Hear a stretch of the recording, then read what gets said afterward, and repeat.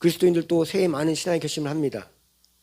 작은 것서부터는 어떤 사람들은 주일날 내가 아멘을 크게 해야겠다 이렇게 마음먹는 사람도 있고, 찬양할 때 크게 노래를 불러야겠다 뭐 그렇게 생각하는 사람도 있고, 좀 더 크게는 성경 일독을 해야겠다 목표를 세우고 성경 일독을 하고, 또 성경 통독도 하고 말씀 묵상을 올해부터 해야겠다, 또 교회 성경 공부하는 거 있으면 성경 공부에 참여해야겠다, 기도 생활 열심히 해서 뭐 새벽기도 한번 나가봐야겠다, 뭐 일주일에 매일 나가지 못하지라도 나가야겠다, 뭐 주일 성수 빠짐없이 꼭 지켜야겠다, 뭐 11조 생활 안 했던 사람이 11조를 정확하게 해야겠다, 뭐 교회 봉사 등등 많은 신앙의 가호들을 합니다.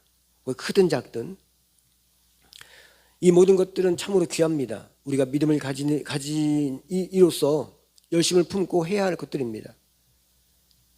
그렇지만 우리가 새해에 이 수많은 결심과 각오도 중요하지만 이보다 먼저 더 중요한 우리 하나님의 사람들이 마음속에서 분명히 해야 할 것이 있다는 것입니다.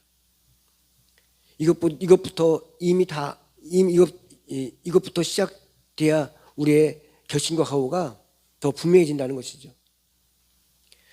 이것은 이미 우리가 다 아는 것이지만 늘 반복해서 바로 마음에 세우지 않고 이것이 내 마음의 중심에 두지 않으면 우리가 뭐 주일 성수를 빠짐없이 하고 뭐 새벽 기도를 매일같이 하고 성경을 몇 번씩 읽었어도 또 수많은 교회 봉사를 했어도 잘못하면 자신의 열심으로 끝나고 자신의 의로 끝나고 자신의 자랑으로 끝날 수가 있다는 것입니다. 하나님이 없는 자신의 결심과 각오만 높임받게 될 수 있다는 것입니다. 그래서 우리는 새해 첫 주일에 먼저 마음속에 잘 품고 먼저 우선해야 할 것이 무엇인가 그것을 나누고자 하는데, 그것은 우리가 잘 알고 있는 우리를 구원하신 하나님의 은혜입니다. 우리는 구원을 말할 때 자신의 결단이나 어떤 영적 상태를 말하곤 합니다. 그렇지만 성경은 구원의 출발점은 은혜라고 말하고 있습니다. 은혜가 무엇입니까? 받을 자격이 전혀 없는 자에게 거저 주시는 하나님의 호의라고 말합니다. 오늘 방금 읽은 본문의 에베소 2장 1절에 딱 한 줄 나왔습니다. 그는 죄와 허물로 죽었던 너희를 살리셨도다 라고 분명히 말하고 있습니다. 성경은 우리가 멀쩡하게 살아있는 것 같지만 우리 마음과 영혼은 하나님으로부터 분리된 이유로, 하나님과 분리된 게 언제부터입니까? 성경에 보니까 창세기에 나옵니다. 성경 첫 장 첫 번째 아담과 하와가 죄를 범함으로 그때부터 우리는 죄 가운데 있는 자로 하나님과 분리되어 버린 것입니다.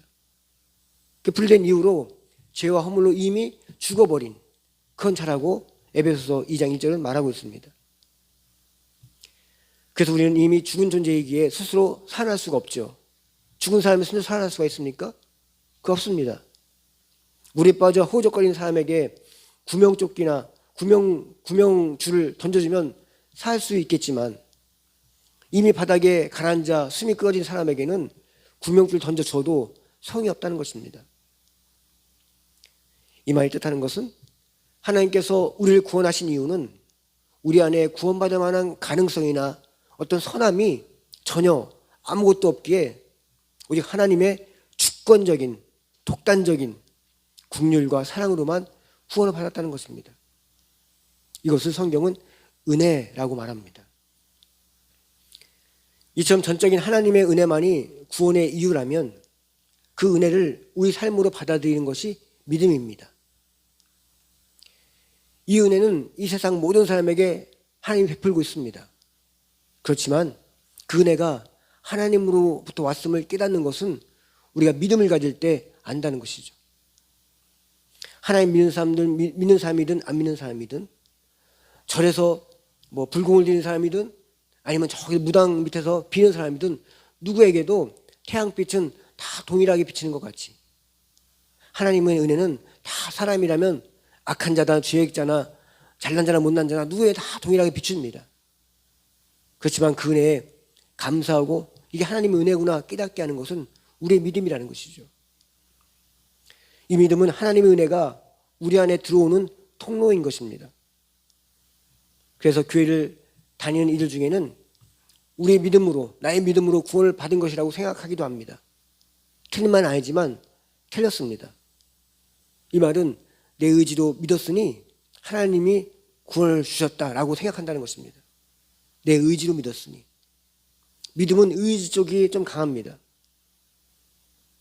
그렇지만 성경은 우리의 믿음조차도, 그 우리의 의지로 하는 믿음 같은데 그 믿음조차도 우리 안에서 나온 것이 아니라고 말하는 것입니다. 바울은 오늘 본문 8절에 이렇게 기록합니다. 너희는 그 은혜로 인하여 믿음으로 말미암아 구원을 받았으니 이것은 너희에게서 난 것이 아니요 하나님의 선물이라, 이렇게 말합니다. 우리의 믿음조차도 하나님의 은혜에 의해서 나온 거라는 것이죠. 내가 예수 믿어야겠다, 내 은혜를 받아야겠다 마음 먹었던 것, 그 마음은 내 의지 같지만 우리 알 수 없는 하나님의 은혜로 그런 마음을 갖게 됐고 그런 결단하게 됐고 그렇게 하나님께 나아가게 됐다는 것입니다. 세상의 모든 종교는 인간이 하늘로 올라가는 방법을 가르칩니다. 고행을 통해서, 선을 통해서, 돌 닦음을 통해서 신의 기준에 도달하라고 말합니다. 그렇지만 복음은 그 반대로 말하고 있습니다. 도리어 하나님이 인간을 위해서 친히 인간이 되어 내려오셨다는 것입니다. 인간의 애씀, 고행, 선함, 돌을 닦는 그런 노력이 아닌 하나님이 육신으로 이 땅에 내려오셔서 우리를 죄에서 구원하시기 위해서 산 제물이 되었다, 어린 양이 되었다. 그것이 바로 예수 그리스도인 것입니다. 선물을 받는 사람은 대가를 전혀 지불하지 않습니다. 대가를 지불했다면 그건 더 이상 선물이 아닙니다. 만일 구원 얻기 위해서 우리의 노력으로 조금이라도 보탬이 된 것이 있다면 그건 선물이 아니라 보상인 것입니다. 하나님께서는 구원의 값을 우리가 치를 수 없음을 아셨기에 독생자 예수 그리스도의 생명으로 우리의 죄값을 대신 치러주셨습니다. 그리고 우리에게는 그 십자가의 은혜를 그저 감사함으로 받으라는 선물로 내어주신 것입니다. 다시 말해서 이 구원이 우리 행위에서 결코 날 수도 없고 나지 않는다는 말인 것입니다. 심지어 우리 믿음조차도 우리 의지 한 부분이 아닌 하나님의 은혜로 주어진 선물인 것입니다. 이 부분에서 사람들은 불편해합니다. 우리의 노력과 애씀이 있어야지 어떻게 아무 대가도 없이 이런 일이 일어날 수가 있는가? 이런 말을 합니다. 사람은 누구나 본능적으로 자신의 애씀과 노력을 자랑하고 싶어 합니다. 내가 이만큼 노력해서 이걸 한 거야. 내가 밤잠 안 자고 남들 다 놀 때 놀지 않고 이러면서 내가 이렇게 했어. 난 저 사람보다 더 경건해. 난 누가 눈이 오나 비가 오나 난 그래도 새벽기도 갔어. 이러면서 난 평생 헌신했어라고 그런 의식들이 믿음이란 이름으로 포장되어서 우리 안에서 끊임없이 고개를 듭니다. 하지만 구원의 문 앞에서는 우리의 그 어떤 행위도 의지도 결심도 배설물과 같이 무익합니다. 어찌 보면 내가 크게 했던 나의 잘했던 그런 일들, 훌륭하게 해냈던 일들, 그런 것들 어찌 보면 그 구원의 문 앞에서는 버려야 할지도 모릅니다.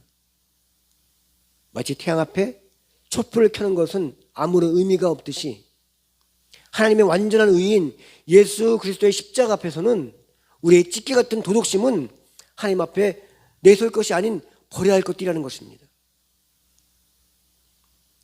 이런 하나님의 구원의 방법은 누구든지 자랑하지 못하게 하기 위해서, 내세울 것이 없게 하기 위해서, 오직 하나님의 은혜임을 알게 하기 위해서 그렇게 했다는 것입니다.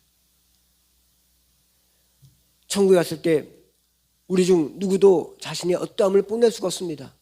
나는 신앙생활 열심히 해서 교회 건축할 때 내 재산을 다 바쳤어. 난 목사로 많은 사람들 막 부흥회 다니면서 사람들 많은 사람 구원했고 내 목사로 얼마나 몇십 년 했는데, 아니 나는 새벽기도 하면서 정말 사람들 기도해줘가지고 그 사람들이 막 잘 되고 그런 일을 봤어 라고 하실지라도 천국에 갈 때는 그 누구도 자기의 어떤 신앙의 그 모습을 뽐낼 수가 없다는 것입니다. 오직 나 같은 죄인 살리신 주님의 은혜라 라는 찬양만이 우리 마음에 울려 퍼질 뿐이라는 것입니다. 오늘 말씀은 우리가 새해를 시작하면서 우리의 결심과 각오와 계획에 그런 밑받침, 디딤돌이 되어야 하기 때문에 그 결심이 결심되어지고 그 각오가 각오되어지고 그 계획들이 하나님 앞에서 하나님 기뻐하시는 그런 결심들이 되기 위해서, 계획들이 되기 위해서 이 안에 하나님의 은혜로 가득 채워야 된다는 것입니다. 난 최선을 다하지만, 내가 노력하지만 이것은 내게 아무런 의미가 없습니다. 오직 이루신 것도 주님이시고 이걸 이끄신 것도 주님이시고 이게 열매를 맺게 하시는 것도 주님이지, 나는 그냥 몸부림만 치고 그냥 겉으로 평안했을 뿐입니다.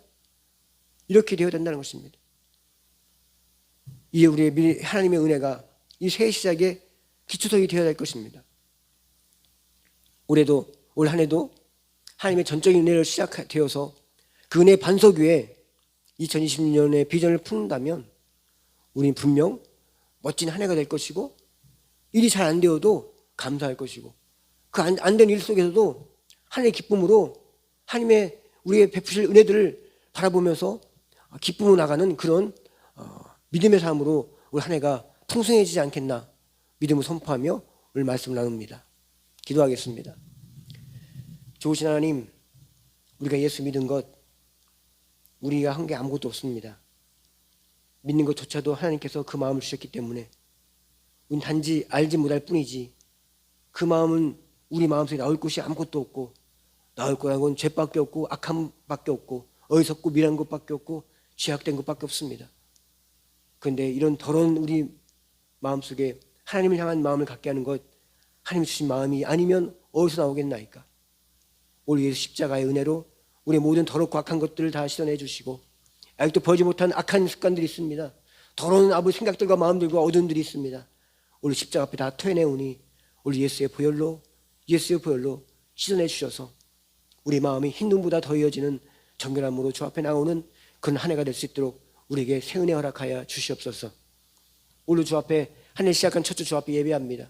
오늘 주신 말씀 마음에 꼭 새기고 하나님 은혜로 한 해를 살아가게 하시고, 하나님 은혜로 올 한 해 최선을 다하며 승리하는 한 해가 될 수 있도록, 좀 더 나아지는 한 해가 될 수 있도록, 믿음의 한 해가 될 수 있도록 은혜 베풀어 주시옵소서.